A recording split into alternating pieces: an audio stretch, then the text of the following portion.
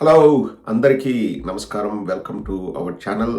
Subscribe చేసుకుని వాళ్ళు దయచేసి సబ్స్క్రైబ్ చేసుకోండి. అలాగే బెల్ సింబల్ పైన ప్రెస్ చేయండి. ఒక చిన్న మాటతో మొదలు పెడదాం. సత్తా కా ఖేల్తో చలేగా పర్ ఏ దేశ్ రెహ్నా చాహియే.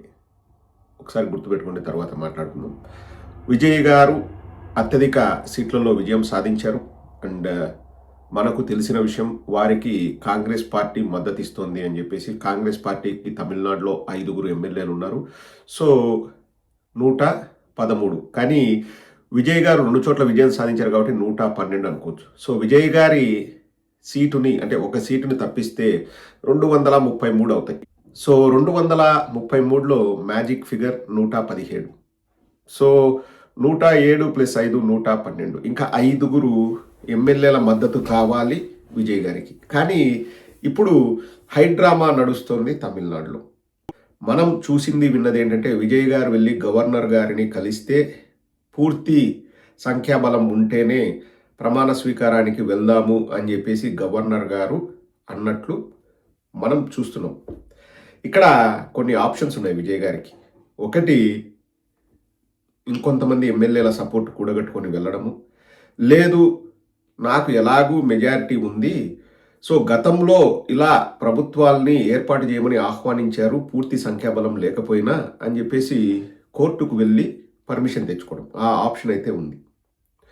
అండ్ లేదు, ఇంకా నా సీట్లతోనే, లేకపోతే నా సొంత పార్టీ వాళ్ళతోనే నేను ప్రభుత్వం ఏర్పాటు చేస్తాను, అంతవరకు నేను ప్రభుత్వం ఏర్పాటు చెయ్యను అని మళ్ళీ ఎలక్షన్స్కి వెళ్దాం. సో ఇవి ఆప్షన్స్. ఒకసారి గతంలోకి వెళ్ళి చూద్దామండి. సరిగ్గా 30 ఏళ్ల క్రితం మే నెలలో జరిగిన విషయమే. ఇంకా ఇప్పుడున్న యంగ్స్టర్స్ చాలామంది అప్పటికి పుట్టినరు.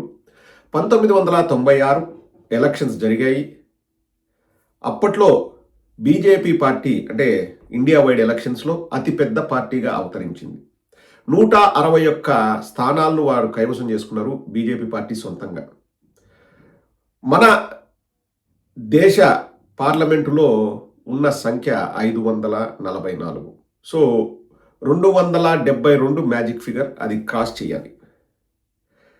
కానీ బీజేపీ వాళ్ళ దగ్గర 161 ఎంపీలే ఉన్నారు. కానీ ఆ రోజు అప్పటి రాష్ట్రపతి శ్రీ శంకర్ దయాళ్ శర్మ గారు బీజేపీని, గవర్నమెంట్ని ఫామ్ చేయమని ఆహ్వానించారు. 161 స్థానాలు వాళ్ళు గెలుచుకున్నారు. ఇంకా మ్యాజిక్ ఫిగర్కి దాదాపు 111 స్థానాలు దూరంలో ఉన్నారు. కానీ అతి పెద్ద పార్టీ బీజేపీ కాబట్టి విజ్ఞతతో ఆలోచించిన రాష్ట్రపతి గారు ఆ రోజు బీజేపీని గవర్నమెంట్ ఫామ్ చేయమని కోరారు. మే 16, 1996 బీజేపీ మొట్టమొదటిసారి, భారతదేశ చరిత్రలో మొట్టమొదటిసారి బీజేపీకి సంబంధించిన వ్యక్తి ప్రధాని అయ్యారు, శ్రీ అటల్ బిహారీ వాజ్పేయి గారు.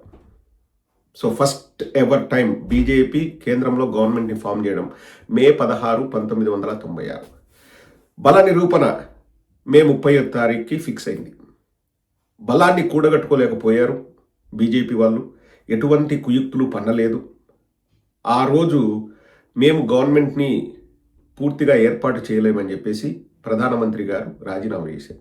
13 రోజులు మొదటిసారి ప్రధానమంత్రిగా ఉన్నారు వాజ్పేయి గారు. తర్వాత 1998లో 13 నెలలు ప్రధానమంత్రిగా ఉన్నారు.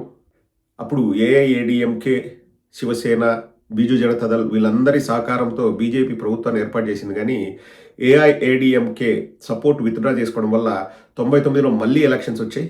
అప్పుడు పూర్తి మెజార్టీతో 5 ఏళ్ళు పరిపాలన చేశారు వాజ్పేయి గారు. 13 రోజుల నుంచి 13 నెలలు, 13 నెలల నుంచి 5 ఏళ్ళు. అది చరిత్ర. ఆ రోజు రాజీనామా చేస్తూ వాజ్పేయి గారు అన్న మాటలు, సత్తా కా ఖేల్తో చలేగా పర్ దేశ్ రెహ్నా చాహియే. ఈ పవర్ పాలిటిక్స్ ఎప్పుడూ ఉంటాయి, దేశం ముఖ్యము, దేశ సమగ్రత ముఖ్యము. సో నేను మన భారతదేశం గురించి ఆలోచించి నేను రాజీనామా చేస్తున్నాను. ఆ మాటలు చరిత్రలో నిలిచిపోయాయి.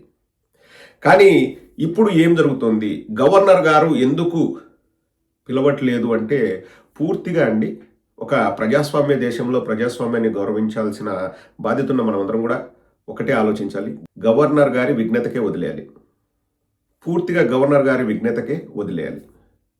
ఇక్కడ విజ్ఞత అన్నది చాలా చాలా ముఖ్యమండి.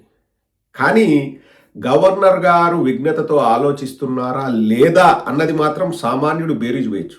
ఎవడి ఆలోచనలు వారుకుంటాయి. ఇక్కడ మనం చూస్తే అండి, బీజేపీ వాళ్ళది పెక్యులియర్ స్టైల్ ఉంటుంది. ఇప్పుడు చిన్న ఎగ్జాంపుల్ చెప్తాను. బీజేపీలోకి జాయిన్ అవ్వకముందు సీఎం రమేష్ పైన హైదరాబాద్లో ఐటీ అండ్ ఈడీ ఆ రెండిట్లో ఏవో సోదాలు నిర్వహించారు.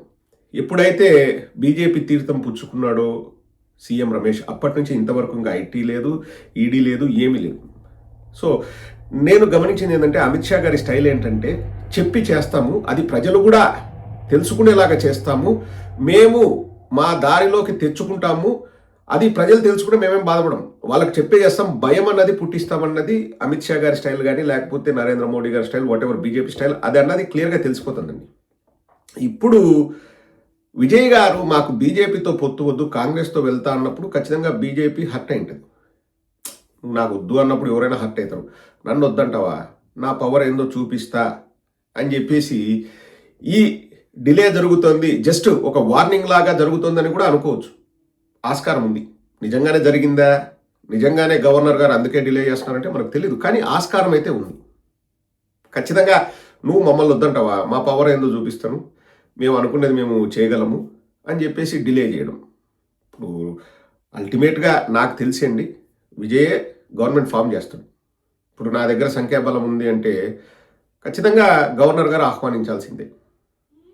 ఇంకా లేదు నేను ఆహ్వానించను, మళ్ళీ ఎన్నికలకు వెళ్తాము అనే ఆస్కారం ఉందంటే ఉంది. గవర్నర్ గారి విజ్ఞతకే చెప్తున్నాను కదండి, గవర్నర్ గారి విజ్ఞతకే వదిలేద్దాం. ఇప్పుడు గవర్నర్ గారి పవర్స్ చాలా ముఖ్యం.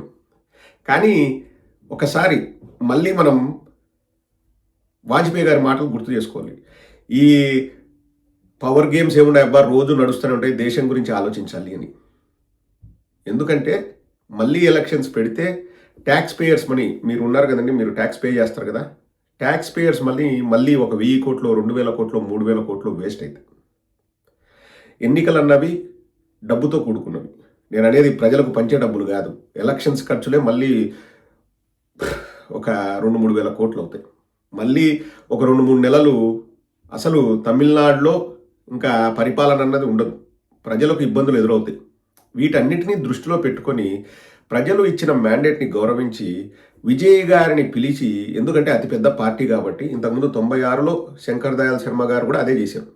ఎగ్జాంపుల్ అంతే. ఇప్పుడు సుప్రీంకోర్టుకు పోయినా కానీ విజయ్ తరపు న్యాయవాదులు ఏమి చెప్తారు చూడండి, ఇంతకుముందు మన భారతదేశ చరిత్రలో ఎన్నోసార్లు పూర్తి మెజార్టీ లేకపోయినా అత్యధిక స్థానాలు గెలుచుకున్న పార్టీలనే ప్రభుత్వాలు ఏర్పాటు చేయమని గవర్నర్ కానీ లేకపోతే రాష్ట్రపతి కానీ పిలుపునిచ్చారు అని చెప్పేసి ఉదాహరణ చూపిస్తాం. సో సుప్రీంకోర్టులో ఖచ్చితంగా విజయ్కి అవకాశం ఇవ్వండి అనే వస్తుంది.